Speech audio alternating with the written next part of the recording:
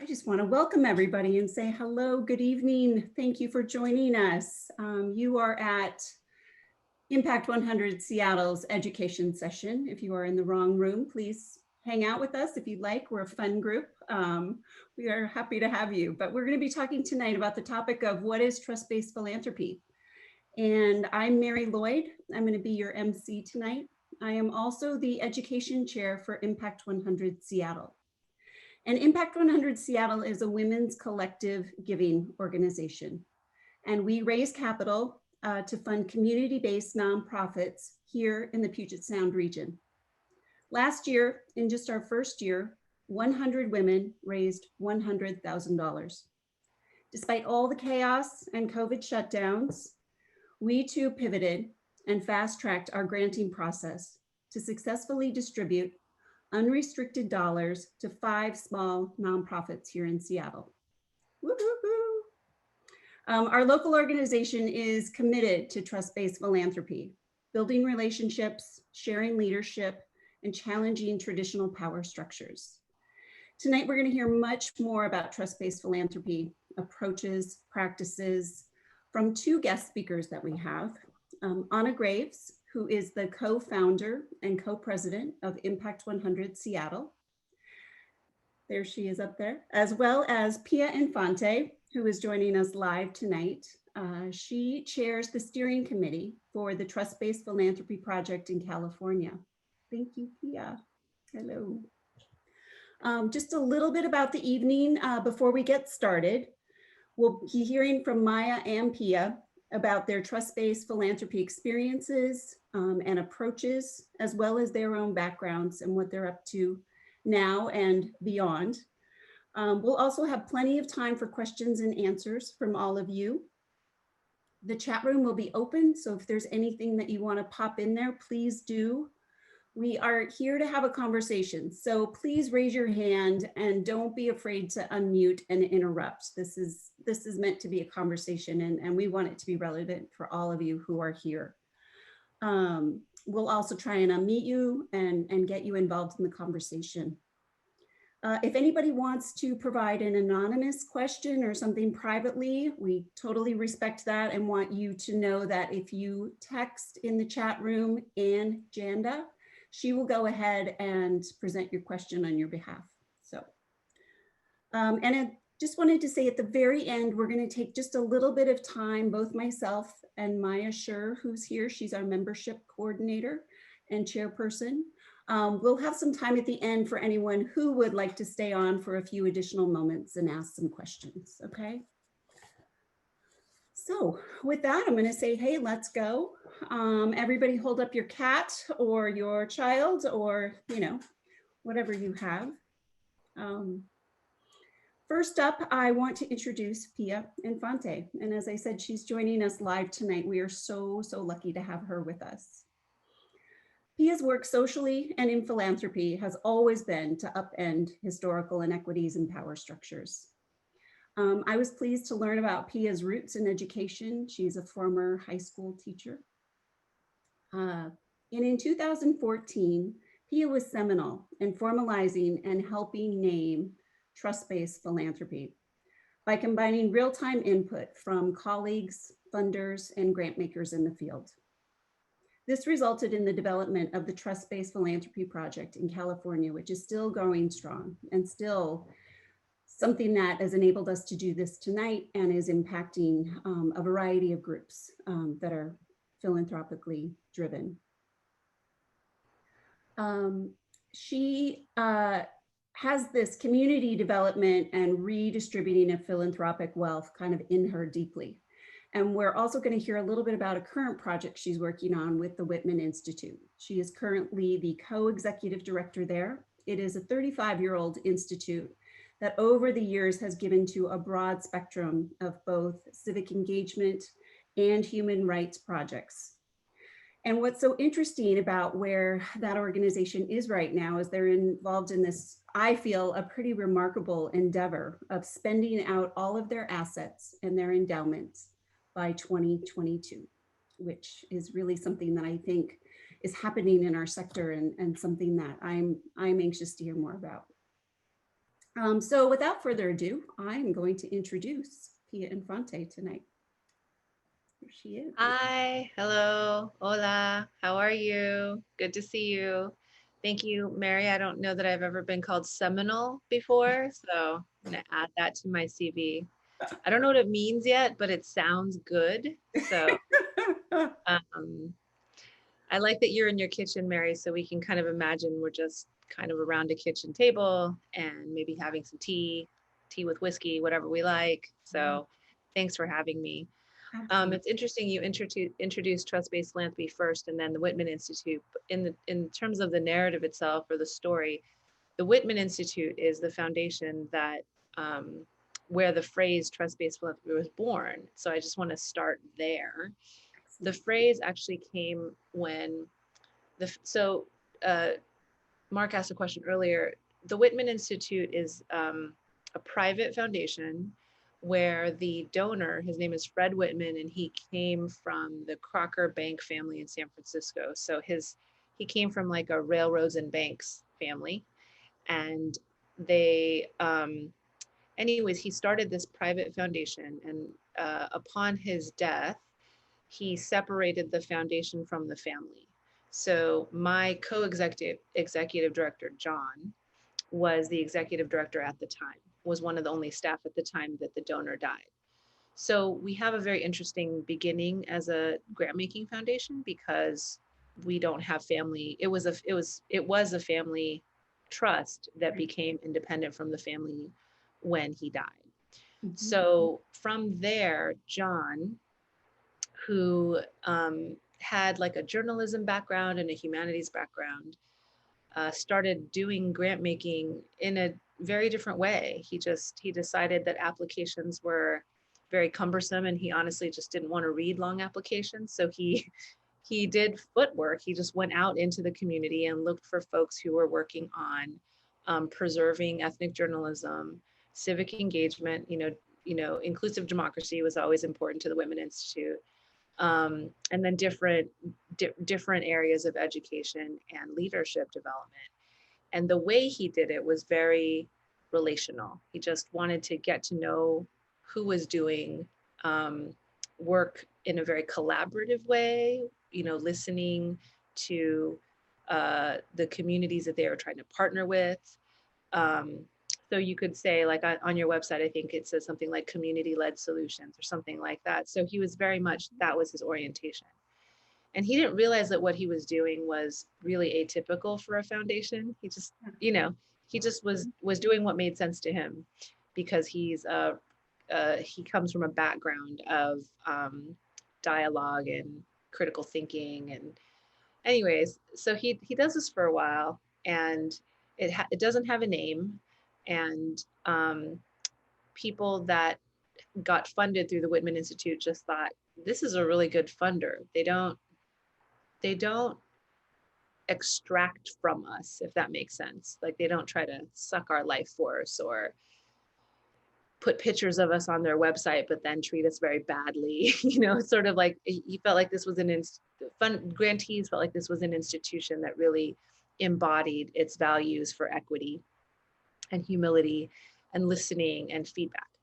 So you probably would have never heard of the Whitman Institute, except the board decided to spend out the endowment by 2022. And at that exact point in time, the organization went to, I think, our most important stakeholders, which are the nonprofit organizations that we make grants to. And we asked them to tell us what we should do with our final 10 years. And what they said, and it was reflected back through a formal called a grantee perception report conducted by the Center for Effective Philanthropy. They reflected back to us that while none of what we did is rocket science, the fact that we did it all sort of systemically and holistically made us one of the funders that they felt was investing in their impact for the long term, because the problems that most nonprofits are working on do not get solved in a 12 months grant cycle. Right. So they said, what we'd like you to do with your final 10 years is to advocate for the way that you embody your values and how you do grant making. So that's kind of where trust-based philanthropy was born. It was actually born in the grantee perception report that we received from our nonprofit partners. And at the time, we were just a small grant making institution. We weren't, we didn't have a big staff. We weren't trying to do philanthropic change initiatives. But because our nonprofit and our social movement partners wanted us to take that on, we did. So from there, that's where the Trust-Based Philanthropy Project essentially, then it was separated from the Whitman Institute as a foundation, and now is its own project with it has a 5-year lifespan. Great. That makes so much more sense now that I've piecing all that together. Right. Sort of like chicken and egg kind of thing. But yeah.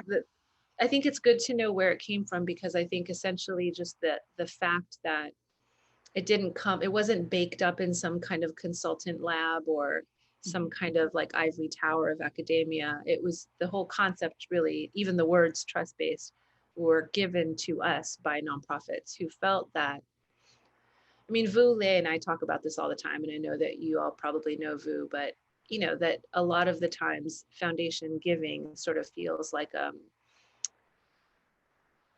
it mirrors some of the inequities that the foundations or the funds are trying to solve.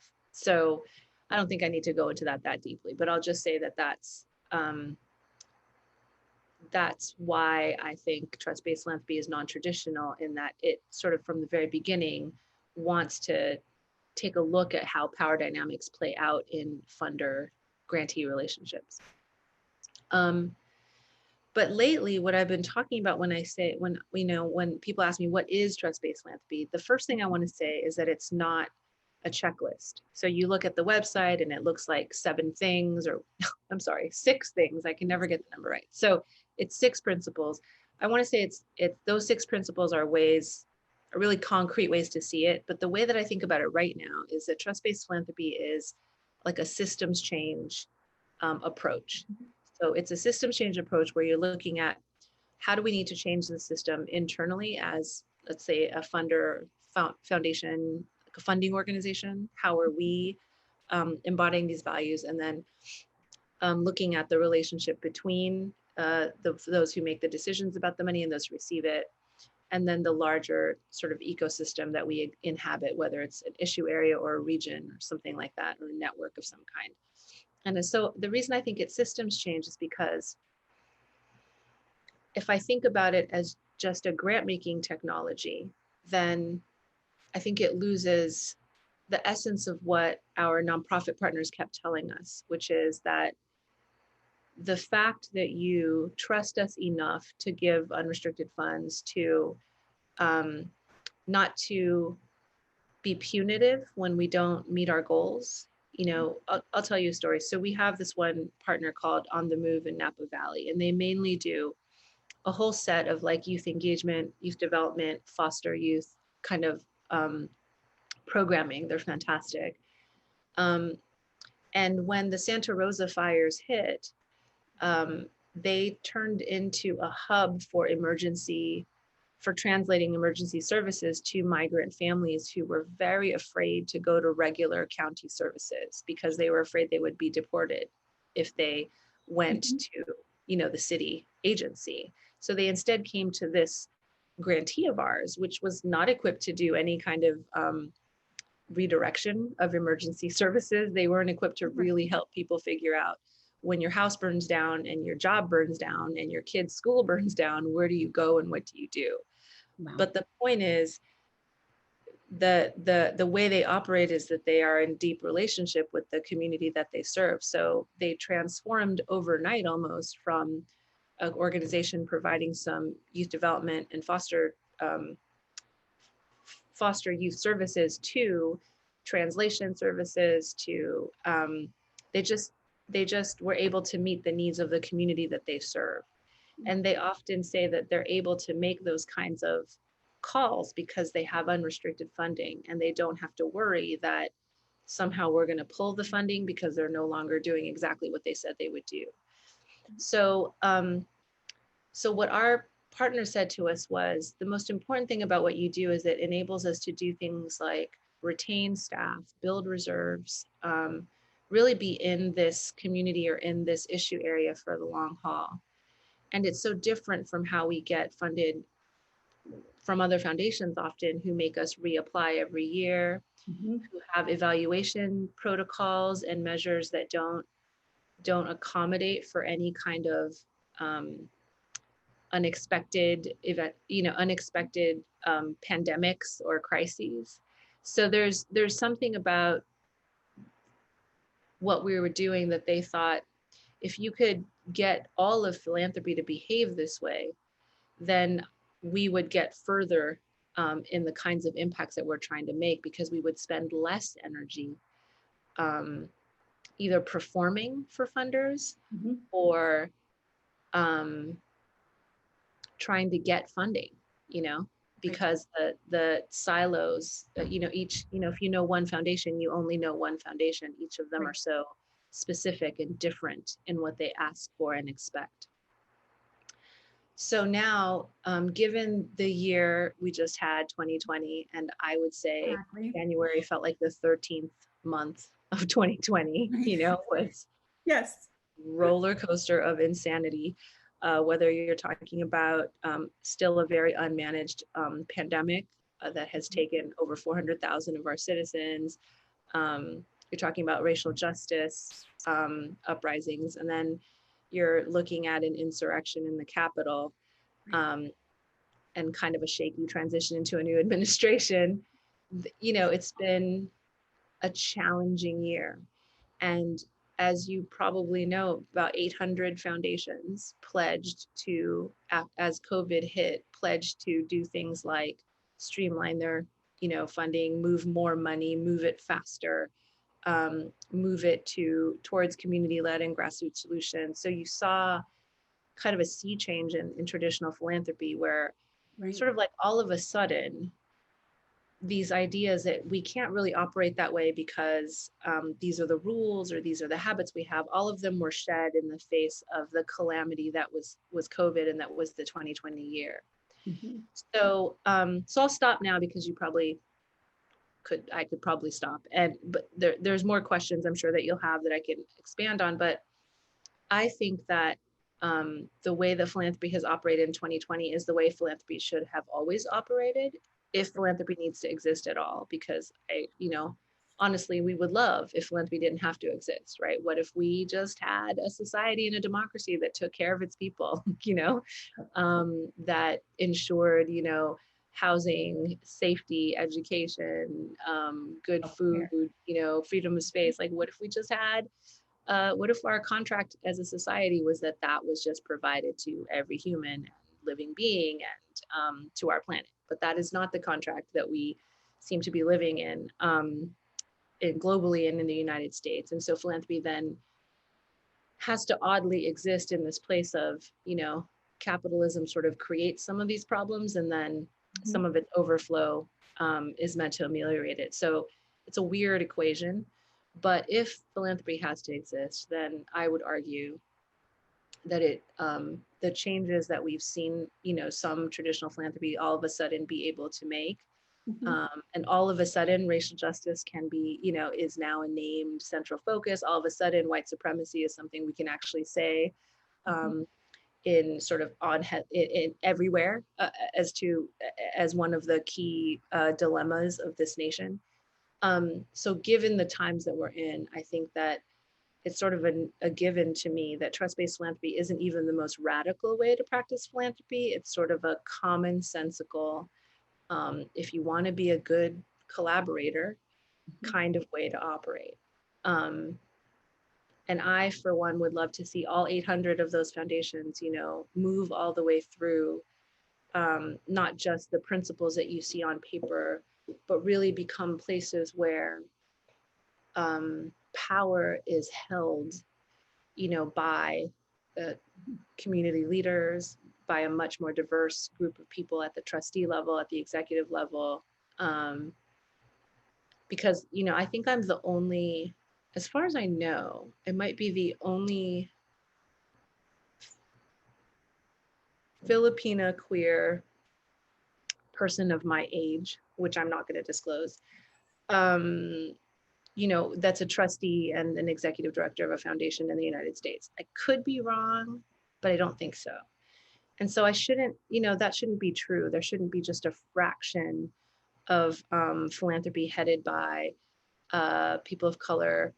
And there shouldn't be just a fraction of philanthropic dollars going to organizations led by people of color. So I did say I was going to stop talking. So I'm going to stop talking now. I'm going to let Anna talk. Good. I'm gonna bring Anna in because there's so much that you've said that I know she can mirror, and I want us to have an example and some exemplars as well as to what happening. And thank you. So Anna Graves is the co-founder, and she's the co-president of Impact 100. She is a brand expert and got her MBA from New York University. She's managed large accounts for Procter & Gamble and Avon and Estee Lauder, and she's a real visionary leader. And promoting women's issues has always really been at the heart of her work. For those of us that know her, I think that we would kind of describe her as entrepreneurial. She's super curious, and she's just super compassionate. But she has this real uncanny ability to combine her artistry and sort of these organizational development skills. And she uses them to like reimagine, which I love, but then she really just genuinely is there to serve others and their communities. So she's got so much information about Impact 100 and this wild ride of a first year that the organization has been on, with some really wonderful examples that speak to so much of what the Whitman Institute and trust-based practices try to hold. So Anna Graves, thanks for coming. Thank you, Mary. I think I have to agree with Pia that Mary's introductions are quite amazing. As I was listening to you, I was thinking like, who is this woman and can I meet her? So thank you, Mary. And Pia, thank you so much. Everything that you said was just very inspirational. It definitely, I think that it definitely resonated with us. I think probably many of the members of Impact 100 that are on this call and definitely resonated with me. So I want to talk a little bit about how Impact 100 came to where we are right now. And where we are is on a journey. And we know that we're maybe a step closer to where we want to be than we were last year, but we're still miles and miles away from any sort of a perfect world. And it's really sessions like this, it's conversations that spur more ideas and make us all better. So I'm going to try to keep this brief, although brevity is not really my strong point.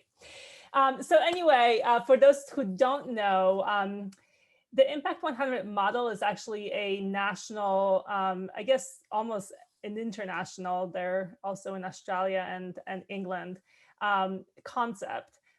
You basically have 100 women, each one donates $1,000 each, and that gives you the ability to amplify their impact with a $100,000 grant to support local community. And so I heard about this model from a friend of mine that started Impact 100 Jersey Coast. And it really resonated with me. At the beginning of 2019, I teamed up with Ann Janda, who is here today. Say hello, Ann. And together we set out to bring this model to Seattle, but we knew that we really had to adapt it to our region. And early on, we were lucky to have gotten an amazing team of women to help us crystallize our vision for our organization. Many of them are here tonight, and I am so grateful for all the things that I've learned working side by side with them. One of these founding members and our current grant chair, Melissa West, pushed us to explore the idea of granting funds, and she used these words, with curiosity and trust rather than expectations. And now that I'm hearing Pia speak, I have a thought that maybe she got them from Pia. But she really said, we really need to explore trust-based philanthropy. We were also lucky enough to meet Vule early on. We had a fun conversation with him. For those of you who don't know Vule, he has a really interesting blog. I would encourage you to follow it. Some of his posts are absolutely hysterical. Others will make you cry. But he sort of gave me an hour-long lecture on what is wrong with philanthropy. And I basically asked him, should we even be doing this? And he said, you know what, I think you guys can make it different. So try to go and make it different. And so it's been about 2 years. We've been working to create an organization that is different.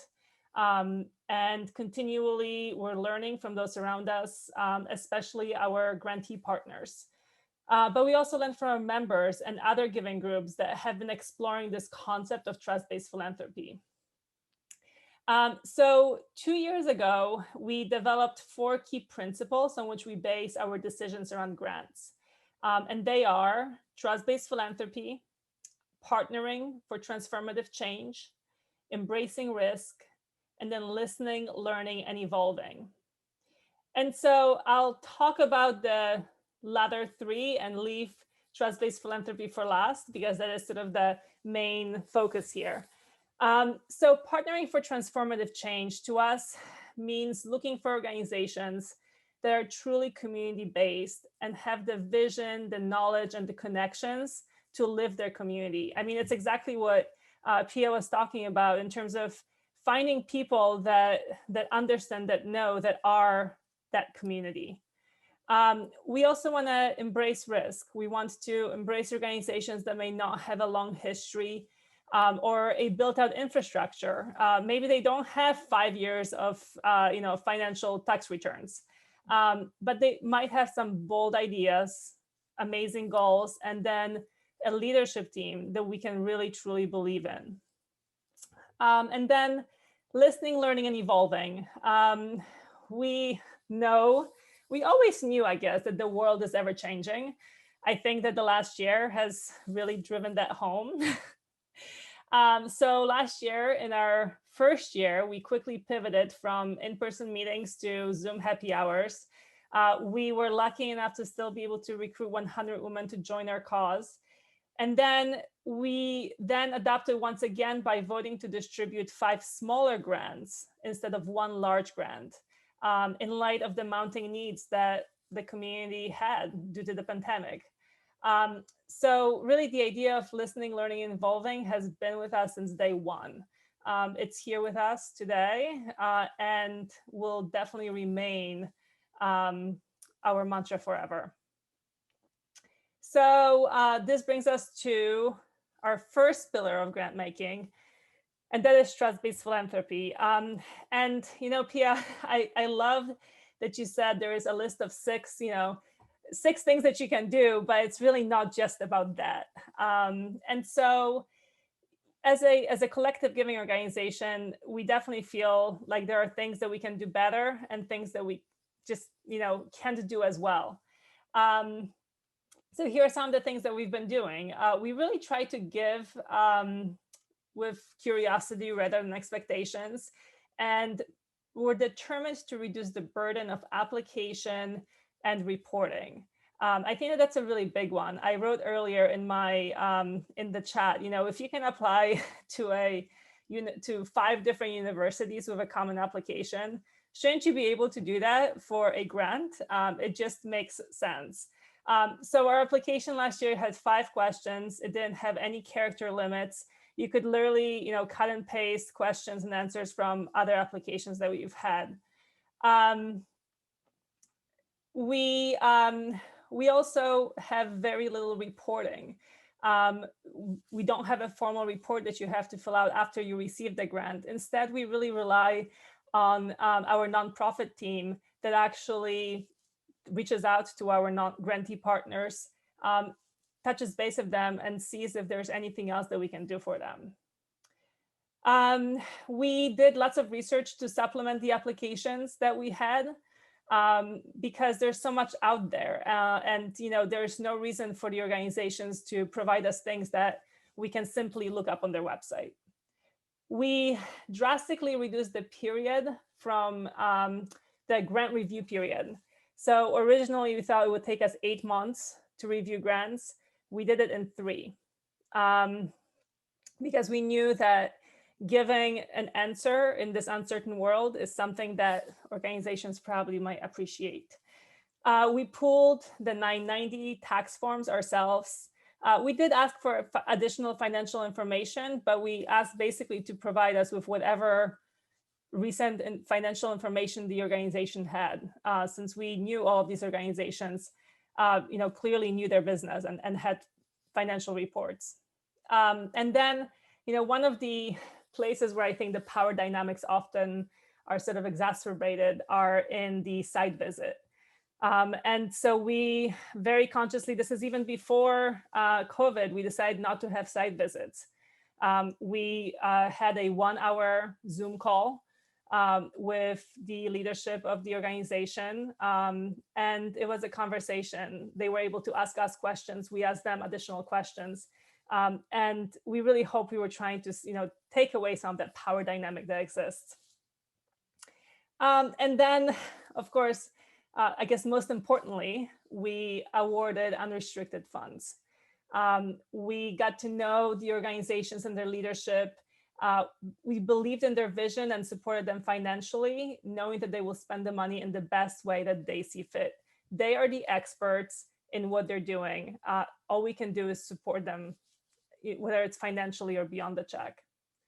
So you might ask, well, what's the result? We are really honored to support 5 small, diverse, community-based organizations that are serving the Puget Sound. And then I'm going to ask Anne or somebody to put their URLs in the chat, so in case anybody wants to find out more. But they are, we have Community Passageways, which was founded by a former convict, and they worked to intercept the school-to-prison pipeline. The East African Community Services, they work to elevate first-generation East African refugees and immigrants. And their idea is they want to go from refugee immigrants to middle class in 1 generation. Para los Niños works with the Latinx community to support early childhood education and provide a better start for children. And the Somali Family Safety Task Force works with women in Somali refugee populations to strengthen them, and as they are often the family anchors. And then finally, Young Women Empowered. They develop and inspire the next generation of diverse leaders. I can tell you that every single time we speak to them, we learn something new and are humbled by the amazing work, and really, really, really proud to support them. Each one of these organizations is very small and very much local. All of them work in the Puget Sound region. They are run by members of their community. So 4 out of 5 of them are run by women, and actually women of color, which I think Pia mentioned very briefly, just how rare that is, that people from the community actually get those leadership roles. We truly believe that the leaders of these organizations have a vision and a way to connect with the communities that they are serving to make a lasting impact. So I want to give you a couple of quick stories. We have Para los Niños. The executive director is named Virginia, and she always talks about unrestricted funding and how important it is. So she told us a story that when the pandemic hit, she realized that her community didn't have masks. Now, they actually weren't able to purchase masks because at that point, as you may remember, masks were not really purchasable. So she was able to take some of the unrestricted funds and actually hire one of their community members who lost her job due to COVID, and she made masks for their entire community. There is another woman, Munira, who is the executive director of the East African Community Services. She often talks about the importance of really being in touch with her community She gives an example of one time they hired a teacher to tutor kids after school. And this teacher just it wasn't what the kids needed. And the kids were so comfortable with her that they told her right away, this is not going to work. So again, she was able to redirect the resources and get a new teacher. But something that she always says that really stuck with me is that she feels that when you get unrestricted funding, the funder is telling you that you're in charge, that you know what you're doing. And it really just promotes the trust and flexibility. And so, I mean, we, as I said before, and this is why we're here, we listen, we take feedback, we evolve. And now as we're in year 2 of our existence, we want to continue to evolve. A couple of things that we're doing this year slightly differently is we will be going back to one large grant. The 5 grants were amazing, but we also know that grants of $100,000 or more are just a sliver of funding in the Pacific Northwest. Furthermore, the organizations that we are targeting, small, local, community-based ones, are likely not able to even secure those large multi-year grants. So therefore, we will return to the idea of one large grant, which we will distribute over 1 to 3 years based on the organization's preference. And the idea, Pia, you mentioned a couple of times, multi-year funding. It is something that Melissa brings up over and over again, and we want to crack that nut, and we just haven't truly found a way to make it beyond offering, a grant that can be given over more than 1 year. And so over the next year and beyond, we will continue to define how we support our grantees and partners beyond the check is the other really important aspect of it. We will continue to listen to them, learn from them. This year, we're actually inviting 5 of them to join us as members of Impact 100. We feel that it's going to be such rich feedback to have them as part of our community. And we also hope that they will benefit by making new connections, by being exposed to maybe some new ideas as well. And so we know there's much work to be done. I personally often find myself wondering how we can do more. But we are so fortunate to have this discussion today, which I know will spur new ideas and help us further evolve and together redefine what traditional philanthropy is. Thank you, Anna. That was great. Thank you. Thank you. Both of you. I wanted to quickly touch base with the people in my chat room. If there is a question that's pending, I also want, if anybody wants to raise their hand and get something rolling, that's great. Otherwise, I've got a little question to get us started. Pia, I wanted to ask you about, we're sort of a collective giving circle or an organization, and I kind of wanted to see if you could maybe share a little bit about how a collective organization might align itself with trust-based philanthropy. I don't know. I think Anna just gave a master class in trust-based philanthropy. It sounds like you've really thought through how to take the basic concepts of curiosity and trust. And then I would add, it sounds like you also used an equity lens and were thinking about power in multiple dimensions. So thank you for your work, and I'm excited that y'all are doing it. Thank you for your inspiration. Thank you. So we could just thank each other all night, but that would be boring. I've been thinking about collective giving circles, and I've been thinking about many collective giving circles still have this kind of part of the engagement of the donors is that they get to make the decision.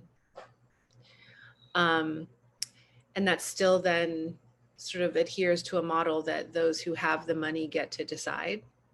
So I've often wondered about participatory. Ooh, we just lost you, Pia.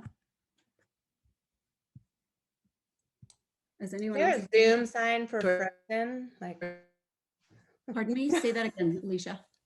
I was making a joke. Okay. I said, is there a Zoom sign for frozen? You know, like, Frozen, I know, you're frozen. We may have to have her dial back on up. Oh no.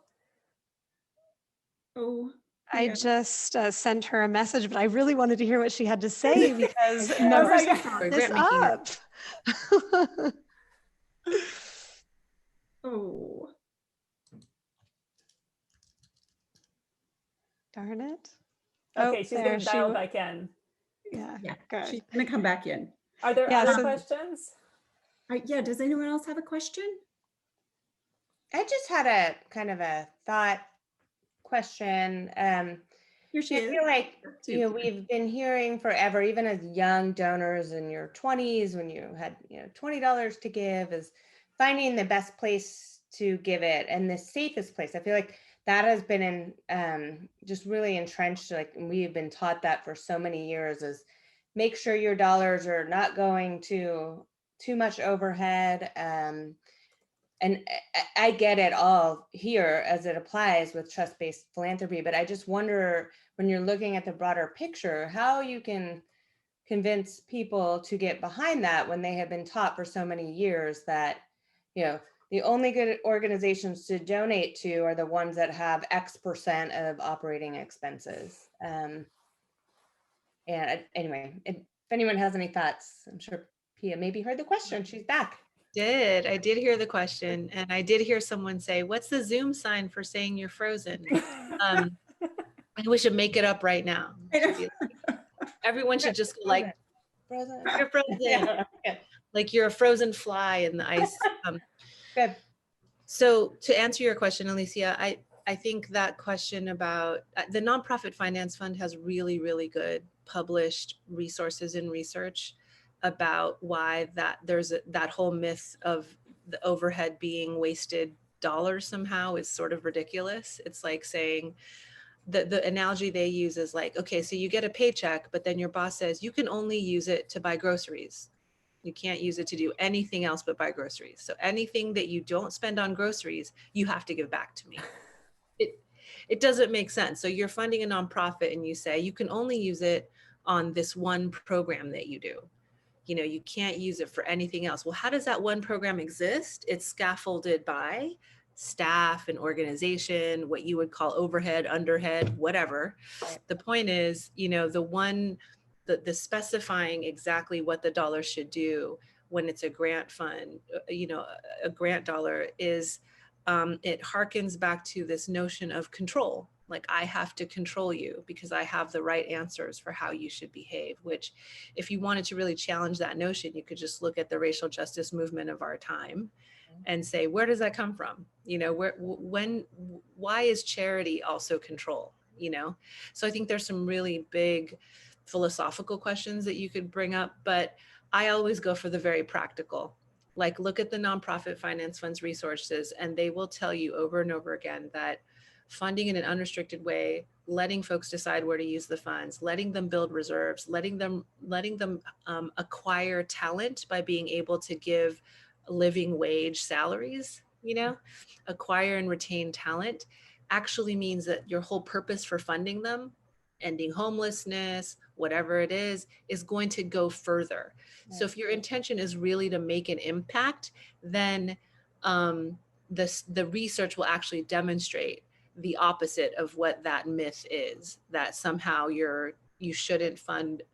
I mean, I guess essentially you're coming back to the trust-based concept is, I always say to people, it's not that trust-based philanthropy means you shouldn't be rigorous and do some kind of proactive, you know, examination of who you're funding. Like you certainly, you know, I look less at the concept of overhead and I go back to what Anna said about the leadership itself, you know. Mm-hmm. I feel like there's nonprofit leaders that, you know, they get written up in the New York Times, but if you go to a staff meeting, some of them, nobody will speak up against them anytime, anywhere, because the way they hold power is so punitive, right? And then there's other nonprofit leaders, I'm guessing like the 5 that Impact 100 gave to, that maybe aren't profiled in the New York Times, but they are collaborative, they are thoughtful, they are humble, they're creative, they're generative, they listen really well. So to me, some of my criteria is actually the leadership, not so much like how much their rent is in comparison to how much their program dollars are. So I'd say that you know, culture of being taught the whole idea that be careful who you give to, because basically they might be a con artist who's going to use their money to go buy a Rolls Royce. Right. I mean, it's this ridiculous like condescension that you have to take, you know, like a racial lens, an equity lens, a gender lens, and really a white supremacist lens to why you would think that way about a nonprofit. Does that answer your question, Alicia? I think it does. I mean, I think you nailed it when you said it all comes back to the trust. Yeah. And that's it. And I guess just making people feel comfortable that you don't have to break down every piece of the financials to, you know, have trust. Yeah. It's yeah. Exactly. Trust is in other ways. Mark, I see your hand. Do you want me to go back to the question about giving circles and trust philanthropy? There are some folks that would love that. I'm not sure if and you then answered already, but can a group of nonprofits get together with a common purpose and then apply for funding? Are you asking that of Impact 100 specifically, or Whitman Institute? From the Whitman Institute. We have, I don't think we've ever had a group necessarily come together and apply for funding together. We have funded though, like hubs, like Blueprint North Carolina, that's a statewide hub for like 500 North Carolina nonprofits. So there's already like a centralized, you know, hub, and then that hub organization has applied to us and gotten funding, but not like a random grouping. But isn't there, I mean, isn't there an opportunity there? I think that one of the things we talk about in terms of giving beyond the check is making connections, right? And so, I mean, is there an opportunity for a foundation like yours, or even, I mean, on a much smaller scale, ARC Foundation, to try to find some of these sort of connections and get people with the similar purposes, similar visions in the same room? Mm-hmm. Yeah, I think absolutely. I mean, Vu and I have talked about if nonprofits don't play the game the way philanthropy is set up, what would happen, you know?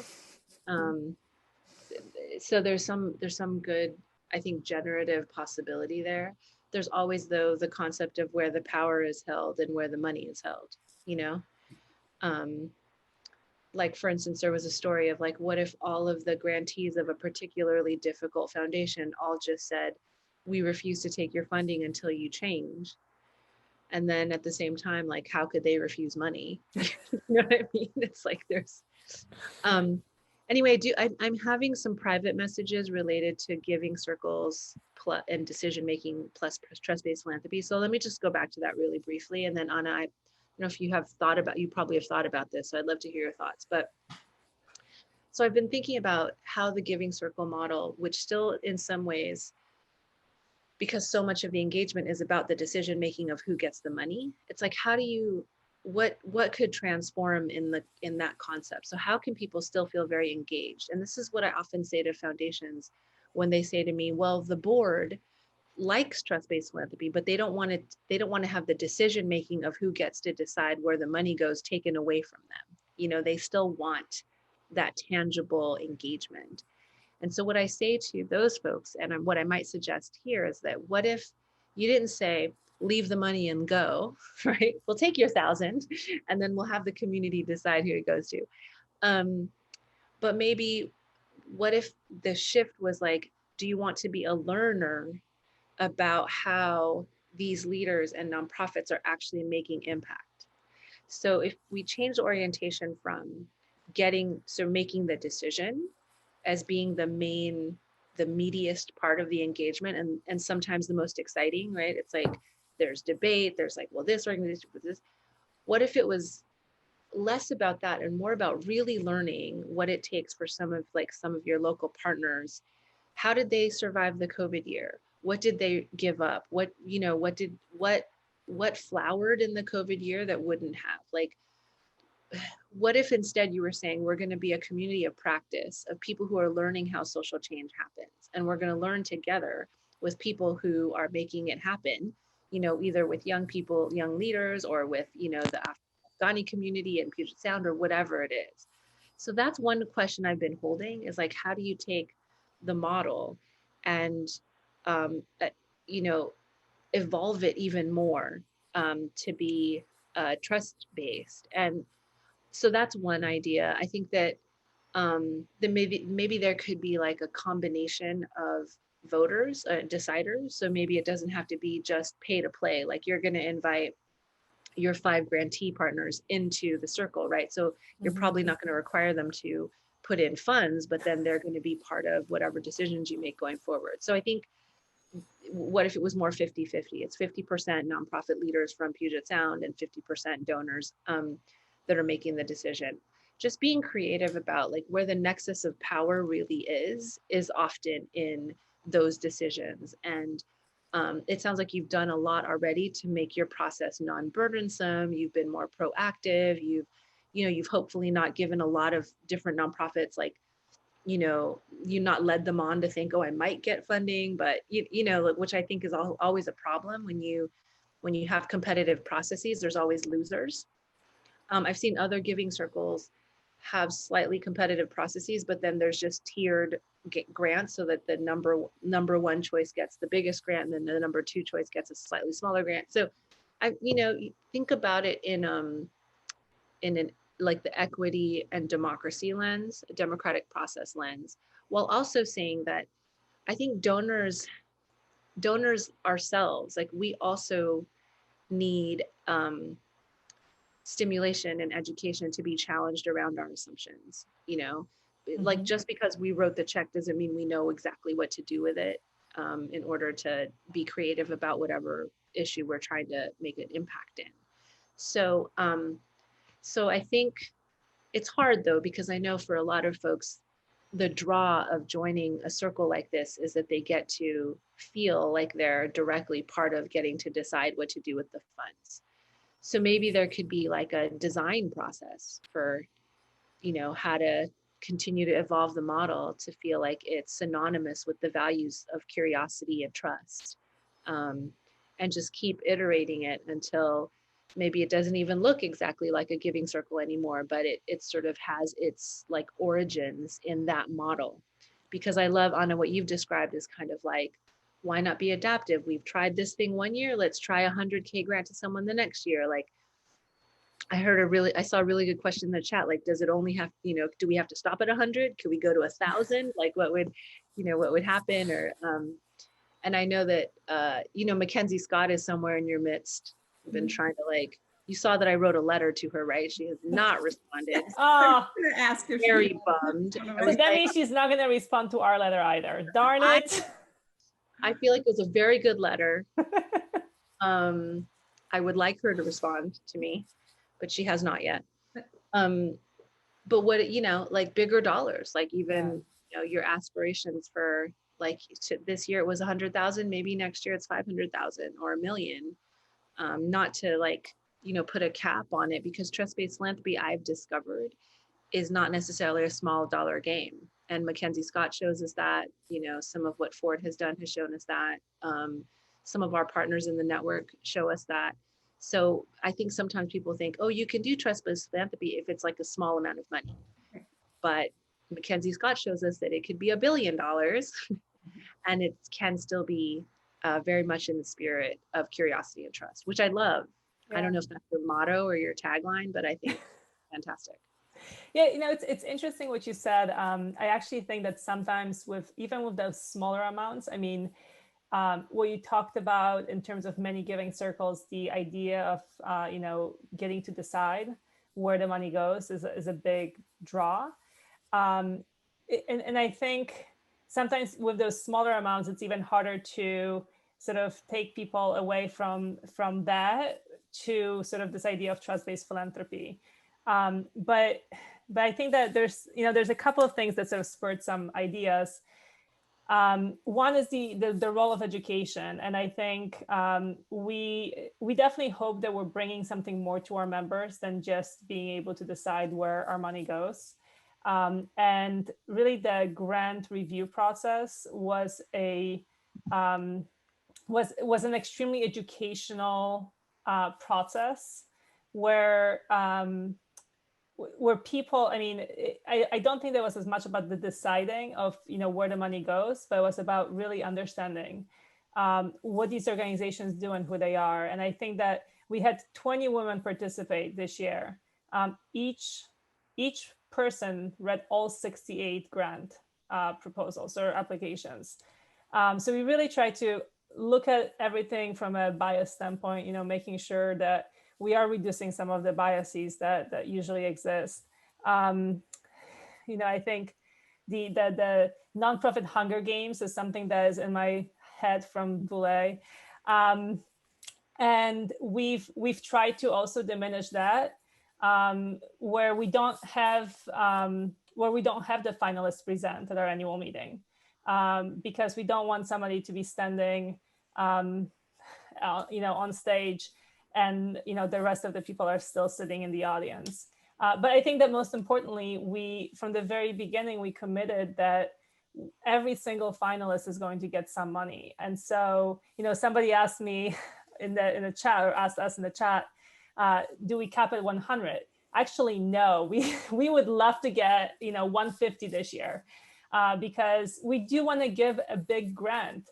I mean, there's just not that many of them. And so we think that we can make more of a difference by giving a big grant, but at the same time want to still have money left over to give smaller grants, because the organizations that spend the time with us, that went through the process, need to be, in our opinion, rewarded in some way.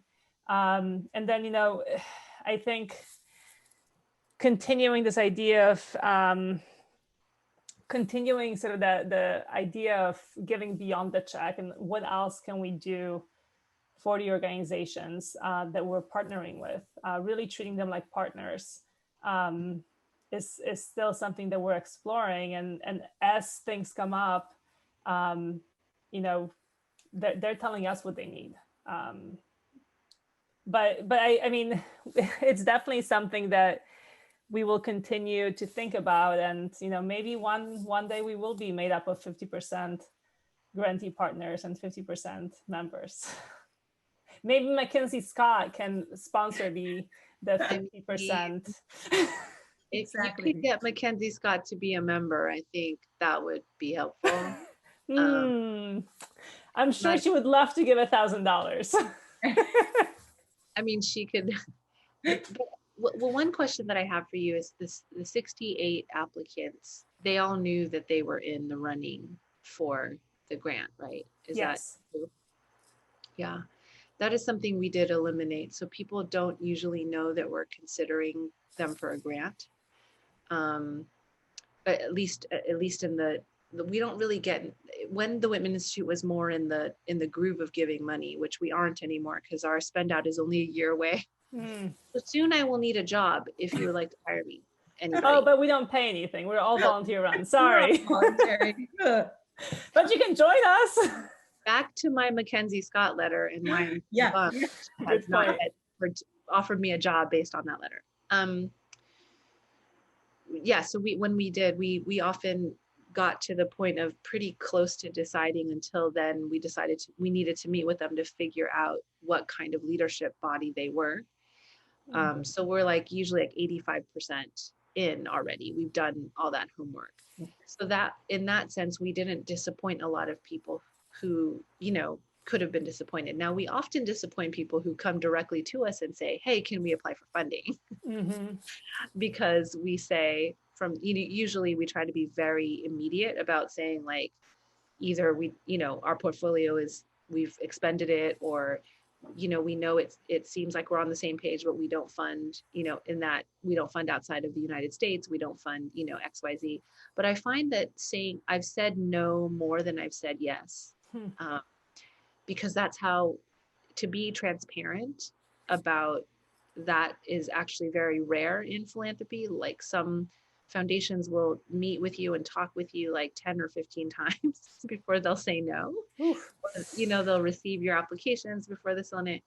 They'll let you kind of hang out in an ambiguous place. I think Vu has probably written something about purgatory, something like that.